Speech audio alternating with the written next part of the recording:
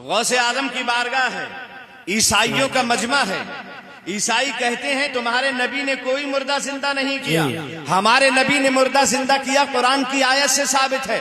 غوث اعظم فرماتے ہیں نادانو، میں نبی نہیں ہوں، غلام نبی ہوں۔ کیا بات ہے، سبحان اللہ۔ رسول نہیں ہوں، غلام رسول ہوں۔ بتاؤ کب مردے کو زندہ کرنا ہے؟ بے شک، سبحان میرے اللہ۔ نبی کی نبوت پہ اور میرے نبی کے معجزے کا انکار کرتے ہو؟ ارے تمہارا جو نبی ہے، پیغمبر ہے عیسیٰ علیہ السلام، ان کی شان یہ ہے کہ وہ مردوں کو زندہ کر دیتے تھے۔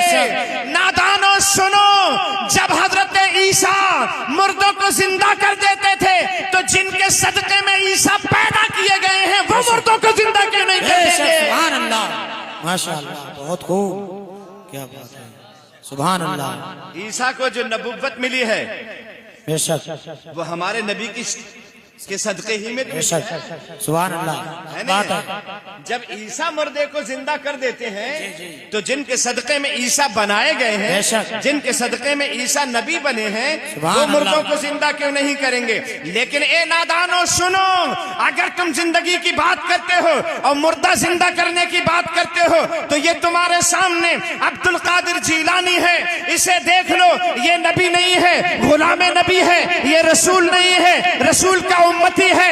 بتاؤ کب مردے کو زندہ کرنا ہے اور کس مردے کو زندہ کرنا ہے اور کہاں مردے کو زندہ کرنا ہے؟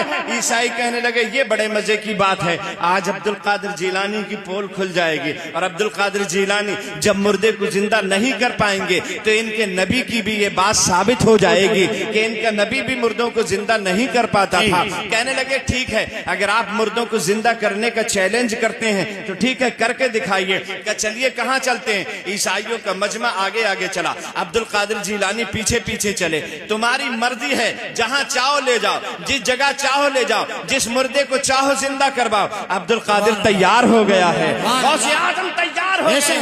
عیسائیوں کا یہ مجمع ایک پرانے قبرستان میں لے کر پہنچ گیا، اور جیسے یہ پرانے قبرستان میں پہنچے کہنے لگے سب سے پرانی قبر دیکھو، جو سب سے پرانی قبر ہوگی وہاں ہڈیاں بھی گل چکی ہوں گی، گوشت پوشت بھی ختم ہو گیا ہوگا، کوئی نام و نشان باقی نہیں رہا ہوگا۔ عبد القادر جیلانی کو یہی آزمانا ہے، جو سب سے پرانی قبر نظر آئی۔ عبد القادر جیلانی سے کہنے لگے اس قبر کے مردے کو زندہ کر دیجئے۔ بے شک، سبحان اللہ، سبحان اللہ۔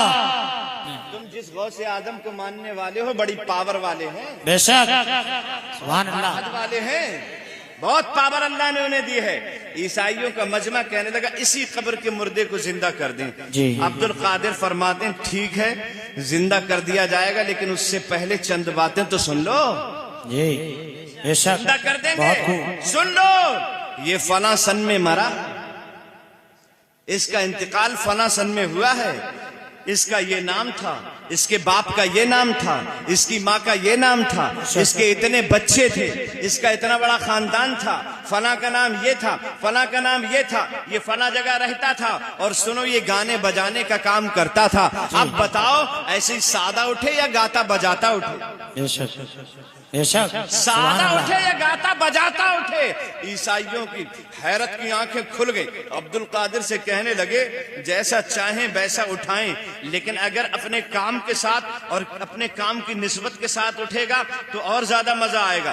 غوث اعظم نے بس اشارہ کیا تھا، اس قبر کا مردہ گاتا ہوا نظر آ رہا تھا۔ بے شک، بہت خوب۔ باہر نکل کر کھڑا ہوا تھا مردہ، تمام عیسائیوں کی نظروں نے دیکھا تھا۔ کافی دیر ہو گئی کھڑے کھڑے، عیسائی کہنے لگے اب یہ قبر میں جاتا نہیں۔ غوث اعظم فرماتے ہیں جس نے اسے قبر سے بلایا ہے جب تک وہ نہیں کہہ دے گا تب تک یہ قبر میں جائے گا بے نہیں۔ شک، سبحان اللہ، بہت خوب۔ ہم نے بلایا ہے جی، اور جب تک ہم نہیں بھیجیں گے یہ قبر میں واپس نہیں جائے گا۔ نہیں جا سکتا۔ اور اس کے بعد حضور غوث اعظم رضی اللہ تعالی عنہ نے اشارہ کیا تو مردہ قبر کے اندر چلا گیا۔ جلدی بولو چلا گیا۔